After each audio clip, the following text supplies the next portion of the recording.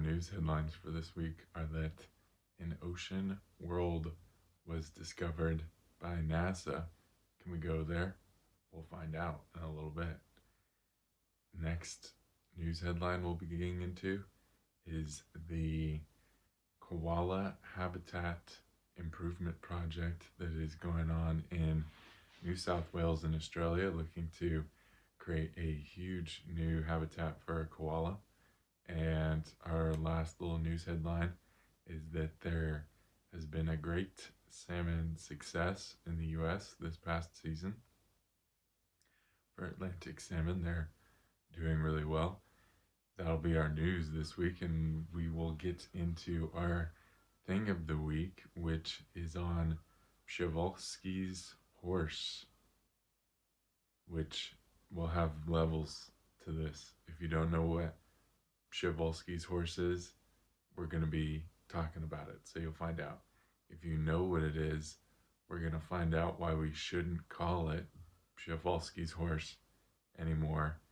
And if you know why we know that we shouldn't call it that anymore, we're going to talk about some recent research about Przewalski's horses. So whatever level of knowledge you have about Przewalski's horse, you're going to just be brought to the next one. It's like level ups across the board. So if you're at level 0, you're going to be going up to level 3. And if you're at level 3, you maybe just be going up one level, but it'll still be pretty cool. So stick around for all that. We have that and maybe some more, maybe not. But yeah, that'll be this week on Eco Show.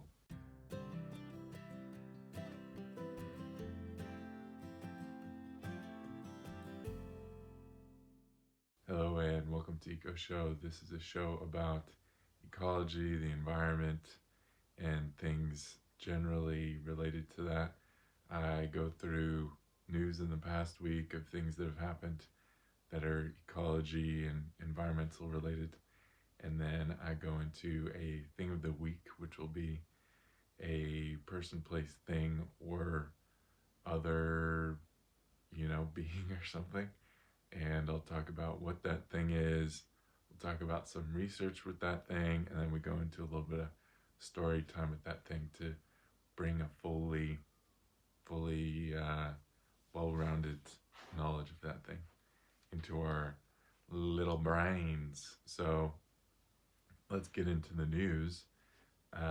Before I get into the news headlines, I already talked about last week I had said that California was looking good in terms of it doesn't look like they're going to have a bad fire season, which has still been correct, but that has not been the case in New Zealand, which is currently in its springtime, but it is being hit with fires and rains and winds and things like that. So it's got all seasons going across the whole country, and it's springtime. So very strange to have big fires in New Zealand, and especially strange to have them in springtime. So a lot of this is likely attributed to the El Nino situation, which is making things more wet generally in that western United States area and drier out towards Australia and New Zealand, out in the other side of the Pacific Ocean. So want to note that, but let's get into our first news piece this week.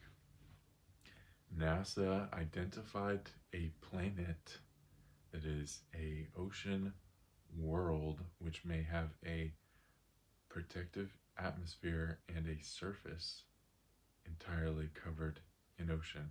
These are called Haitian worlds, these worlds that are complete oceans, and we've got a little artist's rendering here of this planet, which I believe is orbiting a red dwarf, which is the little red glowing thing being shown in that image. The name for this planet is K218b, which has a really romantic ring to it that just makes you think about summers you could spend on the endless ocean side of K218b. Where are you spending your spring break? Oh, I'm going to K218b.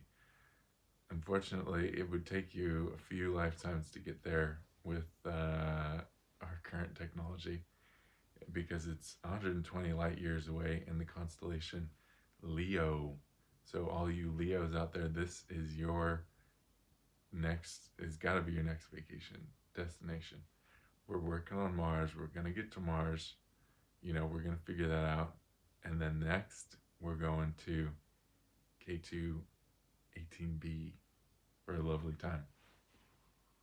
They may have detected a molecule which is only produced by life. So there's some speculation that life may be a brewing in this endless ocean of this planet. And the way that they get this information is they wait until the planet is in between us and the star, the sun that it is orbiting, and we use this super high-powered telescope, which can then get information from the light traveling through the atmosphere. And looking at the wavelengths of that light, you can get an idea of what is in the atmosphere there. So that's how they got a night, how they were able to possibly detect this molecule. So they'll need to be doing more surveys of this and things like that. But yeah, put that on your wish list of travel places. We got Bahamas, we got Tahiti, and now you can put K218b on there. We're just waiting on that technology to travel the light years. But everybody's talking about aliens, so it seems like there's some transportation technology floating around. So this is if there are any aliens listening, this is a great opportunity. Most of the vacation places there's already enough hotels on planet here. So, set up a business, set up a little situation, and start sending folks out there. Could be a great idea. I'll give that one to you for free. I won't come for you. Gleep glorp when you set up your hotel. Gleep glorp, this one is for you. Okay, back to planet Earth. On our second news piece of today, we have a ongoing project to improve and expand koala habitat in New South Wales.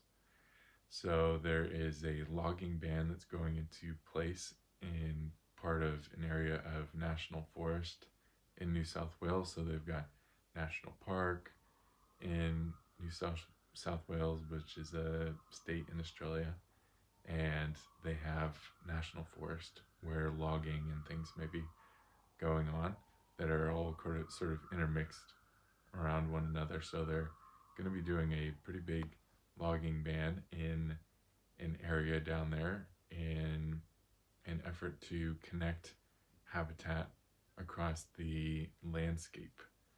And here's our little cute koala guy chilling by the coast. Not on K218b, but second best. And I've got a little image here, but if you're just listening, that's fine. It's showing is that there is dark green splotches, and those are national park. And we have got proposed areas of new national park, which are these light green areas. And you can see that one of the primary things that this proposed new area of national park, what it's doing is it's giving more area in general.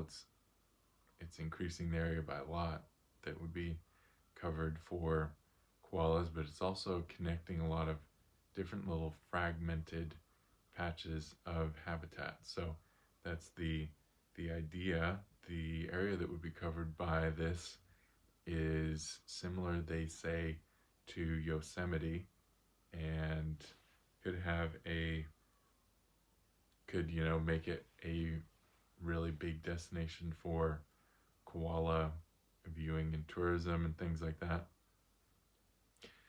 And but to really complete the whole project that they'd like to do, it would take about $1.2 billion, and I believe this is mostly from needing to decommission land from logging and having to buy land and things like that. The state already brings in $20 billion from nature tourism, and this would presumably bring in more interest into the area. I always think, though, people talk about nature tourism, but I don't think tourism is a good thing to bank on, until we get these alien technologies which just allow for easier movement around. So maybe if transportation gets less polluting, maybe nature tourism is a good thing. But I love traveling places, I love being a tourist, but it just doesn't feel like something that it's not producing anything. It's like entertainment or something. But yeah, so it would be cool if there was a way to, I wonder if it's being talked about much, to make it sort of a mixed use or reincorporating traditional use into the landscape. I'm sure that there are ways that the forest was being used by the folks that were there prior to colonization, which was in a way which was still extracting from the forest, but in a way that was doing that within the realms of what is sustainable for populations there. Because the whole idea of separating ourselves completely from the environment is kind of a new idea, and most pretty livable habitats have had humans as a part of existence in them. So the idea of a wild habitat area is kind of like a European kind of colonial view of this sort of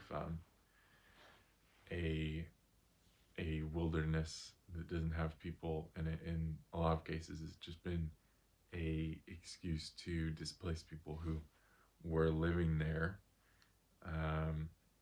And yeah, so that's about that. But anyways, this is a cool ongoing project, and it's called the Great Koala National Park that they are trying to expand. And the big thing is that koalas sort of need this particular habitat, so it's important that you really utilize and save as much of this habitat for them as possible there, because you can't just put them in the middle of the outback or anything like that. So yeah, okay. And our last news piece today is that there is salmon success going on in Maine. Insane in the Maine brain, which is on the east coast of the US. It is a state there, and it is the only place in the United States where Atlantic salmon can return to spawn. Most used, okay, I wrote that in a way that just didn't work in my brain. The next line, I wrote, most used river having a great year. The most used river is having a great year. I was talking to this great river about its great year, and it's having a great time. So this river is, there's a big river that's got this successful salmon run going on, and this success is in large part due to the removal of a dam in or gosh darn it, in 2012. And the other secondary reason is that there were heavy rains this spring and summer, which are thought to have risen water levels and created more of a cool environment that is more easily traveled by these Atlantic salmon. So they've recorded record amounts. Here's a photo of a salmon.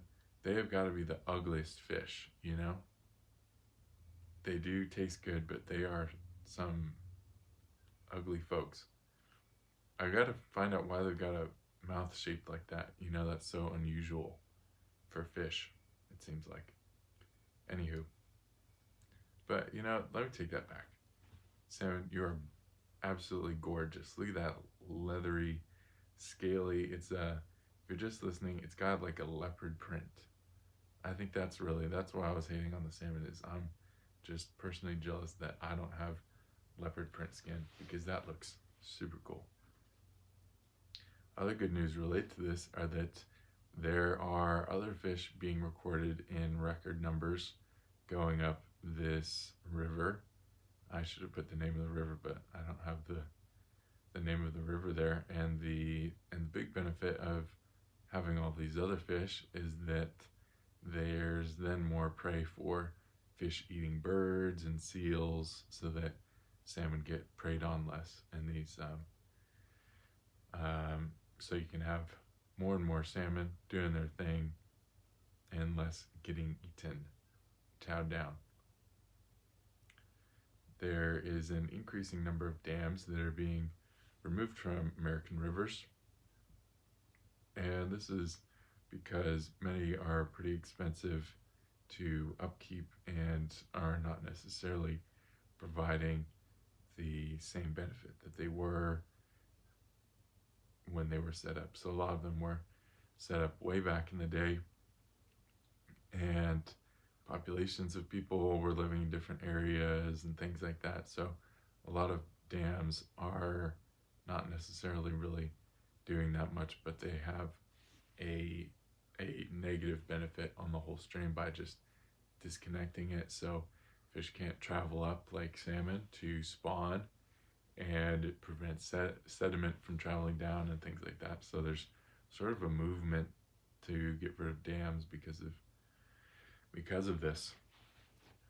Whew. Okay, that was the news. We got through it. Now we're changing the pace to a clippity cloppity, clippity cloppity, clippity cloppity, like a horse. We're thinking of the horse, the pace of a prancing horse. The sound of the clopping heels going across green hills and steppes of wide open grassland. We're going into this section of the show, the thing of the week, and our thing of the week this week is the Takhi, which is what I had said earlier as Przewalski's horse. I'm just going to call it Takhi now, and we'll find out in a little bit why we're not going to call it Przewalski's horse anymore. Takhi are the last wild horse, which just means they're not domesticated, and from what I understand, they can't really be domesticated. They're from the steppes of Central Asia, so you can imagine them across those big grasslands in Mongolia and other countries and regions around that area. They went extinct in the wild, so they're a pretty amazing success case of a species that has been able to be reintroduced to the wild and have success. We'll also find out about why they went extinct in the wild. As you can probably guess, it was Europeans. It's pretty much Europeans' fault. If something went extinct in the wild, you can probably point to Europeans and possibly even someone by the name of Przewalski.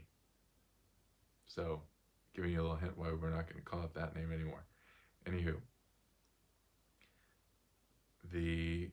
it has been reintroduced, the Takhi, and Takhi in Mongolian means, did I write it down? It means essentially spirit horse, and so it has a special place in Mongolian culture, the Takhi, and the singular form of that is a tak, which is spelled Takh. So it's been reintroduced to Mongolia and areas of Eastern Europe. The community structure of a Takhi family is that they group generally with a male and then the foals and females. There will also be bachelor groups that form. They have really complex communication and they always stay in visual contact, which makes sense when you've got a lot of predators out in these wide open grasslands that you'd always want to stay in contact, so every sort of movement of the body has associations for them that are communication. So twitching of the ear, fluttering of the tail, and things like that. They appear in cave art from 20,000 years ago and possibly even further back. And one of the reasons that they decreased to extinct in the wild is because of competition with livestock, hunting, the capture of foals, which we'll talk a little bit more about in story time, and a series of harsh winters. So they had their populations decreased, and then in the 40s and 50s there were a series of really harsh winters that were thought to have pushed those already vulnerable populations to the brink. And a lot of what happened is that there was this expansion of livestock that happened as industrialization sort of development was going on in those regions, and you have other livestock that are being put out to pasture, and these populations of Takhi are being moved into more remote regions. So they're having to leave sort of the lush grasslands to other areas. So we have a photo of Tak here. They're a bit smaller than, this doesn't have a scale on it, but they've kind of got a donkey vibe going on. They're a bit shorter than horses, but they look like strong little folks. So that's our overview of what the Takhi are. And now we're going to talk about a little bit of research on Takhi, and in particular about the social networks of them as they have been introduced into Mongolia. So when you're reintroducing an animal that's been extinct in the wild, especially a very social animal, it's really important to understand how those social interactions are happening in order to create the best conditions for those to come back into the landscape. So a lot of studies have looked at what's the role of an individual member in the Tak social hierarchy, but this was looking at what's going on within groups of different characteristics. And so they were looking at 3 different sort of communities of Takhi. They were looking at communities that were born in the wild. They were looking at communities that had been reintroduced into the wild and had been there for a long time, and those that had been recently introduced. So in order to get an idea of what was going on in these social structures, they filmed 11 groups in the spring, summer, and autumn, and they recorded the interactions essentially that were going on between them, and sort of they recorded negative and positive interactions. So the positive interactions would be things like play and grooming, and negative interactions would be things like fighting and biting and things like that. And essentially what they're testing is they're looking at how do these interactions change as you're out in the landscape for longer. they found that the connections were stronger, so there were more positive interactions going on with wild-born Takhi. But what was surprising to me is that the captive bred Takhi and the ones that were most recently introduced into the landscape had the most interactions, which seems sort of confusing to me. It seemed like maybe ones that knew each other better would have better interactions or have more interactions because they knew each other for a long time.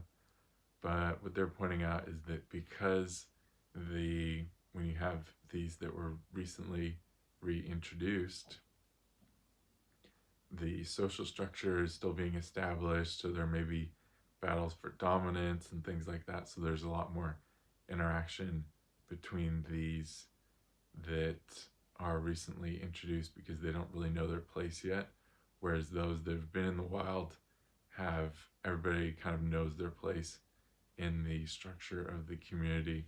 So there's less battling going on, there's less unnecessary interactions going on. But good news was that over time they found that those connections improved as they'd been out in the field for longer.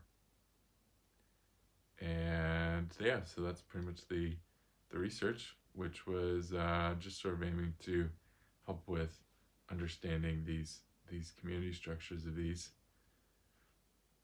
folks. And this was titled Social Networks of Reintroduced Przewalski's Horses in the Great Gobi Bee Strictly Protected Area in Mongolia, which is by Anna Bernatkova et al. That was in Current Zoology. So I kind of thought that was interesting, and sort of I wonder how much that relates to people as well. Like when you go into a new work environment or a new group of people that you're getting to know, there's, not necessarily a battle for dominance, but there may be more interactions going on, and actually I shouldn't be relating it to humans, but I am. Anyways, it's sort of interesting to think about because it seems like a relatable thing, and sort of a cool thing to think about is like over time you get into a better flow, and a better understanding of one another. Okay, and we're getting into the last part of the show, which is a bit of a sad bit. I like to keep the show is positive, and usually there's I'm not searching for a negative thing, but there's going to be usually something that's real. We don't have to say it's negative, but it's real. And this story time section is real, and it's pretty sad. And it's about the Takhi. So usually I like to put the negative bits earlier in the show so that we're not leaving with the sad bit, but I'm sure I'll think of something positive to say by the end. So don't get too sad. So this is these little excerpts that I'll be reading are from The Domestic and the Wild in the Mongolian Horse and the Takhi by Natasha Pien, which is spelled Natasha and then last name Fijn. And the Mongolian horse is the Mongolian name for just the horse that they actually use. So the Takhi is not used by Mongolians typically, and the Mongolian horse is just the horse that they use. So a little background is that it was common traditionally for Mongolians to capture regular wild horses, and one of the techniques that they would use is they would chase the community of wild horses until the foals fell down, just got exhausted, and then they would pick them up and take them. So kind of intense, but kind of a good way of doing it without having to kill anything. But the Europeans who would come to the area who wanted to capture Takhi would take that concept and use it in a pretty gnarly way. And this was because there was a big interest in having them in zoos. There was a they were a very rare animal and they're wanted in zoos, so there was a big demand to capture these. So this is an excerpt that I'm reading from this now about the way they would capture them. Unfortunately, this technique of capturing the foals, which I had just mentioned, was misappropriated by European hunters to capture Takhi in order to take them to zoos in Europe. The hunters were additionally instructed by Falsfane, a wealthy zoo owner who engaged in the business transactions with the hunters, to shoot the mares in the herd before capturing the foals. And the mares are the mothers in the herd. Falsfane was proud of this technique and wrote, "I laid much stress on the animals not being chased before capture, but rather by shooting their mother. As we could not get milking mares from the Mongolians living in the area, we had to buy them in Bisk and have them covered so they foaled at the same time as the wild mares. In order to feed the wild foals, we had to kill the tame ones. Bokonyi regretted the practice. Bokonyi regretted such a practice, as to kill the mother mares with a view to catch the foals more easily was an appalling procedure indeed. The killing of the mares put an end to the possibility of a number of further foals being born." So yeah, just a summary of that. They would chase them, and well, they wouldn't chase them. They would just shoot the mothers so that they could collect the foals. And then that last bit they were describing is that they would kill tame young foals so that these foals that they could capture would then could then feed from mares that were tame. So that was that was one of the reasons that really led to this extinction in the wild of the Takhi, because they would have these professional hunters that would go and track them down. So even if populations were knocked down already, you had these professional people that would go out and get the very last ones. And by killing the mares, that meant you're going to get no more foals. So it's just a wild that the Falsifane guy was confident in that. So that's a little view into the gnarliness that caused the extinction of them in the wild. And this is another excerpt from that piece. And this is why it would be great to move away from the name Przewalski. Many academics working on research relating to the rehabilitation of Equus Przewalski, which is the scientific name for Takhi. So many academics working on research relating to the rehabilitation of Equus Przewalski into reserves revert to the horse by the Mongolian name of Takhi. Van Dierendonck and Wallace de Vries state that they prefer the name Takhi because Przewalski horse is misleading and that it should not be confused with the domestic Mongolian horse. The Mongolian term Takhi recognizes the status of this horse as a significant part of Mongolia's cultural heritage. Colonel Przewalski, oftentimes spelled Przewalski or Przewalski, is also Colonel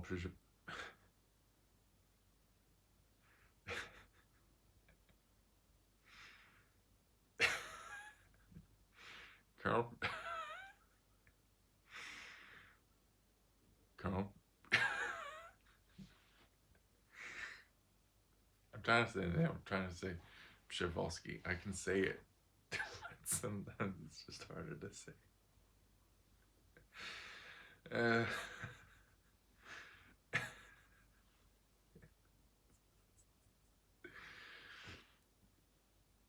Colonel. uh, this is gonna be cuts. This is all gonna be cuts. I'm sorry. I'm just trying to read it and I can't say Przewalski. Colonel Przewalski, sometimes spelled Przewalski or Jesus Christ.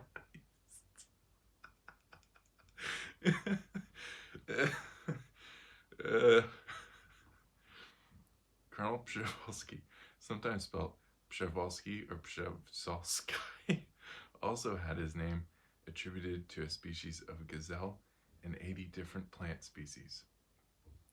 According to Meyer and Brisack, Przewalski was a ruthless exploiter of the Central Asian peoples he encountered, traveling with a carbine or shotgun in one hand and a whip in the other, which is cited in Nal 2000.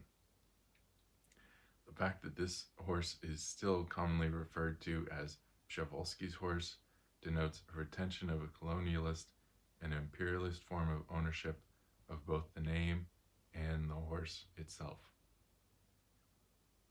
So I didn't mean to take away from the brutality of that section, but I just really struggled saying Przewalski for whatever reason. So yeah, if we can move away from calling it Przewalski and instead just call it a tak or call it a Takhi, that would be cool. But you also don't want to be that person who's, correcting people. If they can, because by the time you can say Przewalski, you kind of want to say it because it's sort of, once you get it in your mouth, it kind of feels cool to say. Anywho, so yeah, let's move away from that name, and that is Przewalski's horse, and that's our thing of the week this week, and everything. So if you stuck around, thanks for checking in this week. Always great to do the show and great to have you checking it out. And yeah, that's about it. We'll see you in the next one. Have a great week, and bye-bye.